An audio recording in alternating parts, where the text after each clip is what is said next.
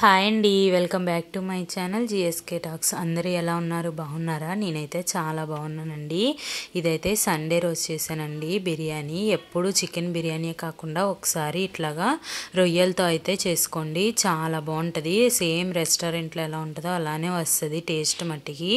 ఇక్కడైతే నేను artificial colours ఏమీ వాడకుండా అయితే చేశాను. చాలా బాగుందండి. ఒకసారి మీరు కూడా ట్రై చేసేయండి. అంతకంటే ముందు మన ఛానల్ ఎవరైనా ఫస్ట్ టైం చూసినట్లయితే సబ్స్క్రైబ్ చేసుకోవడం మాత్రం మర్చిపోవద్దు. అందరూ అయితే సబ్స్క్రైబ్ చేసుకోండి. ఇక్కడైతే నేను వెజిటేబుల్స్ కట్ చేసుకుంటున్నాను. మామూలుగా అయితే దమ్ బిర్యానీలో క్యారెట్ ఏం వేసుకోరు. మా బుడ్డోడికి అయితే క్యారెట్లు అంటే ఇష్టం, అందుకని చెప్పి నేను క్యారెట్ కూడా కట్ చేసి పెట్టుకున్నాను. ఆనియన్స్, క్యారెట్స్, కొత్తిమీర, పుదీనా అయితే కట్ చేసి పెట్టుకున్నానండి.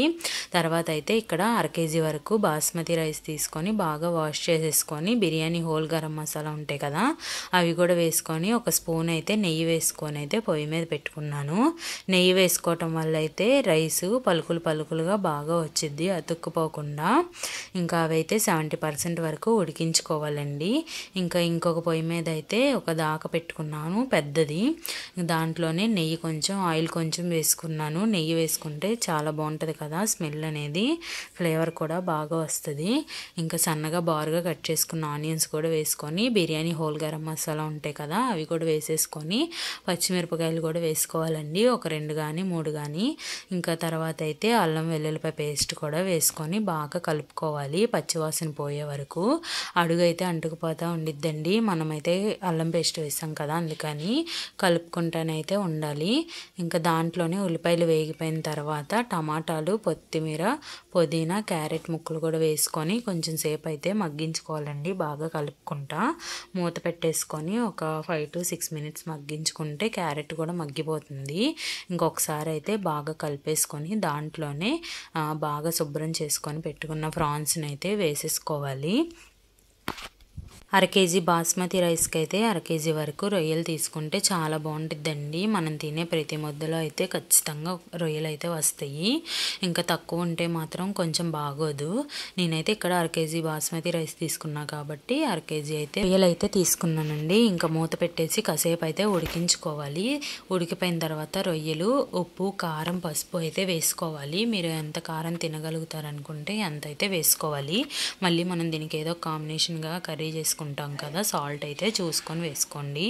ఈ పలావ్కి అయితే అసలు ఇంకా కర్రీ కూడా సపరేట్గా ఏం అక్కర్లేదు, ఉత్తిదే తినేయచ్చు, అంత బాగుంటుంది. ఇంకా వాటర్ చూసారా ఎంత వచ్చినాయో. ఇంకా ఇప్పుడైతే సాల్ట్ ఒకసారి చెక్ చేసుకోవాలి. నేనైతే రైస్లో ఏమీ సపరేట్గా మళ్ళీ సాల్ట్ అనేది యాడ్ చేయలేదు, ఈ కర్రీలోనే అయితే ఉంది సాల్ట్. ఇంకా కొంచెం గ్రేవీని అయితే తీసి పక్కన పెట్టుకుంటున్నానండి. దేనికి తీసుకున్నాను అనేది లాస్ట్లో చెప్తాను, స్కిప్ చేయకుండా చూడండి. ఇక్కడ రైస్ అయితే ఇట్లాగా బియ్యం గింజ విరిస్తే విరగాలి, అంతా 75% వరకు ఉడికించుకుంటే సరిపోతుంది. ఇంక ఇక్కడైతే ఫస్ట్ కొంచెం కర్రీని అయితే తీసి పెట్టుకుంటున్నానండి. ఇంకా దీంట్లో అయితే కొంచెమే ఉంచుకుంటున్నాను, ఎందుకంటే లేయర్స్గా వేసుకుంటే బాగుంటుంది, అందుకని చెప్పి. ఇట్లా గ్రేవీ దగ్గర పడిపోయింది కదా, ఇప్పుడు ఆ రైస్ని అయితే ఫస్ట్ ఒక లేయర్ వరకు అయితే వేసుకున్నాను. నిజంగా అండి చాలా బాగుంటుంది. నేనైతే ట్రై చేయడం ఇదే ఫస్ట్ టైము, ఎప్పుడు చికెన్తోనే చేసుకుంటాము, ఈసారి ఎందుకని చెప్పి ప్రాన్స్తో అయితే చేసుకున్నాను.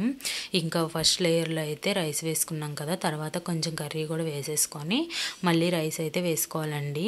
ఇంకా పుదీనాను కొంచెం కొత్తిమీర వేసుకోవాలి. పుదీనా వేయటం వల్ల అయితే మంచి స్మెల్ వచ్చిద్ది రైసు. ఇక్కడైతే నేను ఆర్టిఫిషియల్ కలర్ ఏమీ యూజ్ చేయట్లేదండి. మీ దగ్గర కుంకుమ పువ్వు ఉంటుంది కదా, అది ఉంటే కనుక పాలల్లో నానబెట్టేసుకొని వేసుకోండి, మంచి కలర్ వచ్చిద్ది. నేనైతే కొంచెం పాలల్లో అయితే పసుపు ఉండిద్ది కదా, అది కలుపుకొని వేసుకున్నానండి, దానివల్ల కలర్ బాగుంటుంది. ఇంకా పై లేయర్లో అయితే మళ్ళీ రైస్ వేసేసుకొని ఇంకా మిగిలిన గ్రేవీ కూడా వేసేసుకున్నాను. ఇందాక కొంచెం గ్రేవీ వాటర్ లాంటిది తీసి పక్కన పెట్టాను కదా, అదైతే దీనికోసమేనండి. ఇట్లాగా చుట్టూతో కనుక వేసుకున్నామంటే ఇందాక మనం వేసుకున్నాం కదా కలరు, అదే పసుపుతోటి, దాంతోపాటు ఇది కూడా వేసుకుంటే మంచి కలర్ అయితే వచ్చిద్ది బిర్యానీ. ఒకసారి ట్రై చేయండి, ఆర్టిఫిషియల్ కలర్స్ అంత మంచిది కాదు కదా, అందుకని చెప్పి. ఇంక ఇట్లాగైతే అట్ల పెనం ఉంటుంది కదా, అదైతే మందంగా ఉండేది పెట్టేసుకొని సిమ్లోనే పెట్టుకోవాలండి. ఒక 10 to 15 minutes పెట్టుకొని బరువు ఏదైనా పెట్టుకొని మూత పెట్టేసుకోవాలి. ఇంకా అంతేనండి. మధ్యలో అయితే ఒకసారి తీసి కలుపుకోవాలి, లేదంటే అడుగంటుకు పోయిద్ది కదా. ఒకసారి కలుపుకున్న తర్వాత ఇంకా మళ్ళీ మూత పెట్టేసి ఒక 5 minutes ఉంచుకోవాలి. పెట్టుకోవాలి, స్విమ్లోనే ఉంచుకోవాలి. చూసారా ఎంత బాగా కుక్ అయిపోయిందో. అసలు బయట దొరికే వాటికంటే కూడా మనం ఇంట్లోనే హెల్తీగా ఇలా చేసుకోవచ్చు. టేస్ట్ మట్టుకి చాలా బాగుందండి. ఒకసారి మీరు కూడా ట్రై చేయండి.